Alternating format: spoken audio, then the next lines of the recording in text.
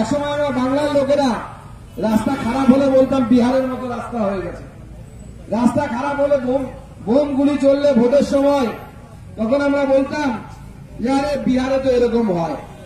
আর আজকে উত্তরপ্রদেশে ভোট হচ্ছে, বাঙালির গালে থাপ্পড় মেরে উত্তরপ্রদেশের মানুষ দেখাচ্ছে কিভাবে শান্তিপূর্ণভাবে ভোট করতে হয়। আর আমাদের পশ্চিমবঙ্গে ভোট হচ্ছে গুলি বোমা বারুদের ভোট হচ্ছে। বহু আগে এক সময় এখানে অধীর ঠাকুর দাপিয়ে বেড়াতেন। অধীরদার সাথে যখন কংগ্রেস আর তৃণমূলের জোট চলছে তখন অধীরদার সাথে দিদিমণির একবার সিট নিয়ে লেগে গেছিল।